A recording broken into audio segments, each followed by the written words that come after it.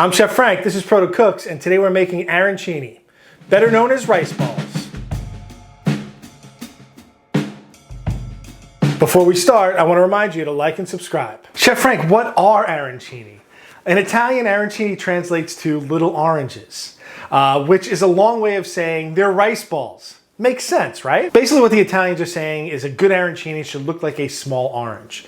Not only in color, because it has kind of like that golden color, but also size. These are one of those Italian dishes that don't fall into like a specific category. Like you might think of them as an antipasto, something you eat before the pasta, but they are awfully starchy for that.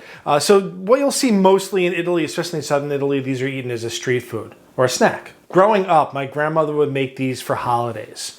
And my method is a little different than hers. You know, she would boil just some long grain rice, let it cool, mix it with some eggs and some cheese to bind it together, and then bread them and fry them. I love them. They're absolutely delicious that way. I crave those. When I think about rice balls, I think about my grandmother. My method's a little bit different. It's more of a restaurant style one. And in order to make these, you have to know how to make a risotto. The arancini we're making today are super cheesy. I have 4 different types of cheese. Classically, you'll see some that are stuffed with a ragu or a long cooked tomato sauce with meat in it. So this lends to a lot of different variations. I do stick with the size. I do like them small, but in some places in Italy, you'll see them shaped like a cone shape, a little bit larger. I do not like the rice balls that are like this big. I don't like them. I like the small orange size, and that's what we're gonna go with today. All right, let's talk about the ingredients for our arancini. The first thing we'll talk about is our rice. I have arborio rice. Arborio is synonymous with risotto. It is a starchy rice that gives you a nice creamy end product. There's a couple of other types, Cornaroli, Violone Nano, that you can use, but arborio is probably the most readily available in the stores, and I suggest that you find it. Most supermarkets have it nowadays. Parmesan cheese, fresh grated Parmesan, not the dust that you buy on the shelf. Buy some good Parmesan cheese. Some provolone, I had some slices, so I just chopped it up. Onions and garlic. Some white wine, a nice dry white wine, some olive oil, some Pecorino Romano, same goes for that as with the Parmesan, buy good cheese, and then some shredded mozzarella. I also have some chicken stock. Let's make the risotto. I have a pot.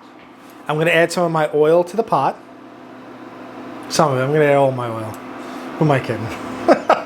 And then I'm just gonna add my onions and my garlic.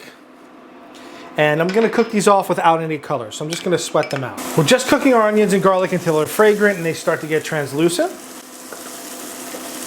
And then we're gonna add our rice. With the rice, I like to coat it in the oil, and I like to, what they call parch the rice, or just dry it out a little. It'll go from being kind of translucent to being kind of white and opaque. So once my rice turns that nice bright white, I'm gonna add all of my wine at once. After we add the wine, we start to stir. And you stir, and you stir, until this is done. I'm gonna turn my heat up, and I'm gonna keep stirring until my wine reduces. I don't smell any more alcohol. What the stirring does is it rubs the rice granules together and lets off some starch so that it starts to get creamy. So I can smell the alcohols cooking off. I make sure that I scrape down my sides so nothing is up on the sides. Nothing worse than a risotto that you get one grain of rice that is not cooked. So you can see that that wine was soaked in really quickly. And then I'm gonna start adding my stock. Now I only add about 2 ladles at a time. We're not boiling this rice. We're going to cook it with the stock and stir it, right? So we don't want this really floating around in there. The stock that I'm using is hot.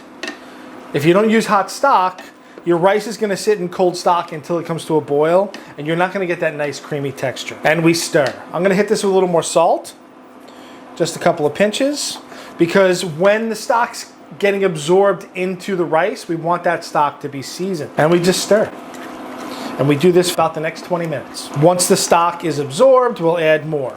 So as it dries up, we add a little more stock, and we do this until our rice is cooked all the way through. So we've been cooking for about 17 minutes. I'm gonna add my last addition of stock. Now, when I make a risotto, traditionally I want the rice to be a little al dente or just a little to the tooth. When I'm doing arancini, I make sure that the rice is almost fully cooked. Not falling apart and blowing up, but definitely cooked all the way through because I don't want the rice in the finished product to be chewy at all. We keep stirring. I'm gonna add a nice handful of salt now. Lots of black pepper. I love black pepper. People might think that that's sacrilege, but I'm putting black pepper in. Try and stop me. All right, it looks like it's getting there. I'm gonna taste with my handy dandy tasting spoon. The salt in there is great. I'm gonna shut the power off. And what I'm gonna do now is I'm gonna add half of my Parmesan and half of my Pecorino. Because I want some of this to actually melt into that creaminess of the rice. And the rest of it I'm gonna put in so that it gets a little stretchy when we actually make these into balls and fry them. So this is also gonna help tighten up the mixture and help hold it together when we make this into balls. And then we're going to put this onto a sheet tray. Whenever I have something thick, like a thick liquid or something like stew-like, I like to put it on something that has a lot of surface area so that it cools really quickly. Spread it out. It should be nice and creamy like that. And I'm gonna go chill it, and then we move to the next step. The risotto is now cold. I want this to be cold through and through. Not barely cold, not lukewarm, it's gotta be cold. I don't want the risotto at this point melting any of my cheese. I want this cheese to melt when we deep fry these suckers. So we wanna take all of this, see how it's nice and creamy and it sticks together? That's what we want. Now we're gonna take the rest of our cheese. There's the Pecorino, the Parmesan, the provolone, and the mozzarella. Right, I want these to be really cheesy. When we open these up after we fry them, I want them to have a little bit of pull to them or a little bit of stringiness to them. You'll notice that the mixture actually kind of gets a little firmer from the cheese, and that's okay. This is the last chance we have before we roll these into balls to taste. So make sure you get your Star Wars spoon you got from a cereal box and give it a taste. There's enough seasoning in there. I think the seasoning on these is on the money. Any more salt, they'll be way too salty. Now we bread. We gotta bread these, and it's a standard breading procedure. And this is a term that we use in the restaurant industry, or the food service industry. And when I tell someone standard breading procedure, it's always going to be flour, eggs, and then breadcrumbs. What type of breadcrumbs you use, what type of flour you use is totally up to you.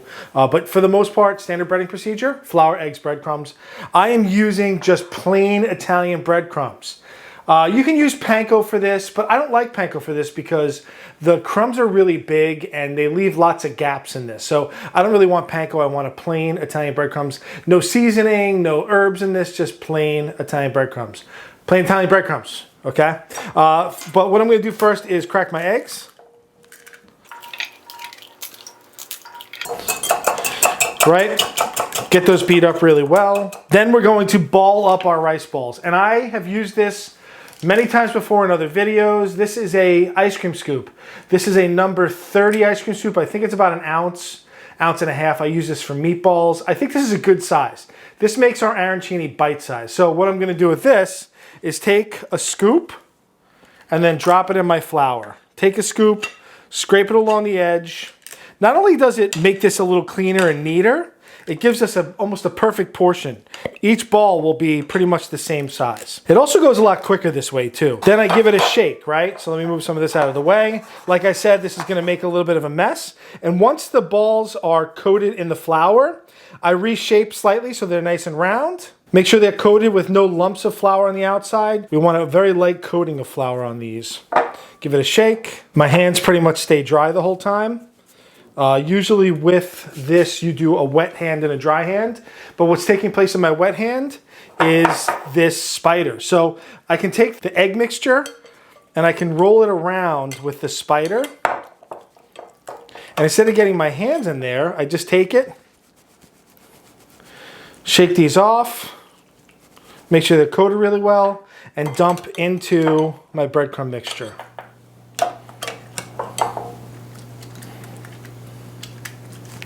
Okay, right into my breadcrumb mixture. Do the same thing here. Dust them really well. Reform and onto my awaiting sheet tray. Okay. What's great about these now is you can refrigerate them and fry them later. You can probably even freeze them at this point. I'm gonna finish breading the rest of the rice mixture and then we'll come back and fry these up. So now it's time to fry. A couple of things I wanna talk about frying, and I've said these in videos where I fried stuff before, is your oil temperature. Now, the rice balls are cold in the inside. So we want them to get warm throughout and brown and crispy on the outside. So we have to play with our oil temperature here. I tend to cook these at a little lower temperature, like 325, 320, so that it gives it enough time as the outside gets crispy, the inside gets nice and hot. If you were to put it at a really high temperature, it would be brown on the outside and almost burnt, and the inside would be ice cold. And that's not what I want. I also am thinking about how much I'm putting into the pan. The more I put in, the cooler the oil gets, and it takes longer for it to recover to get to that temperature. So I'm only gonna fry about six to eight at a time. Okay, so we ready? Okay, good. So I'm just gonna take the balls, drop them in. That bubbling is a good thing. Once I see bubbles, I know that the oil is starting to cook the outside, the water is starting to cook off, and our end product is not gonna be greasy. So I got 6, 7, 8. We'll do 8. Give them a shake.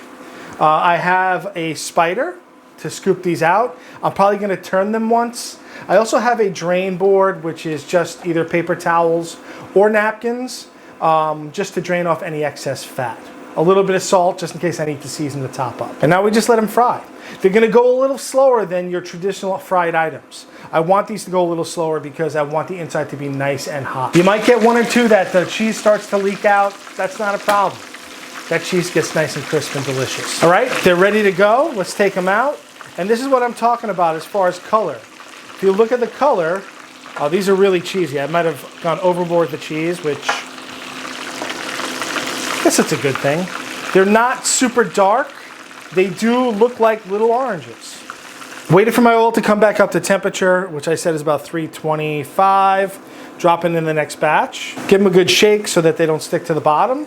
Let them fry. They're probably gonna fry for about 4 to 7 minutes, depending on how fast your oil recovers. Pull these out, drain them off real good, and let our oil come back to temperature. Okay, we're gonna fry the rest of these up. We'll plate it up and then we'll taste. All right, time to taste. Look, they look like little oranges. They're not super dark. They look like mini oranges. Arancini, let's open it up. Look at that, creamy. We got a little bit of that cheese pull. They're almost like melty. Look at that. That's what you want. Now you're gonna be really careful when you eat these because it's gonna burn your mouth.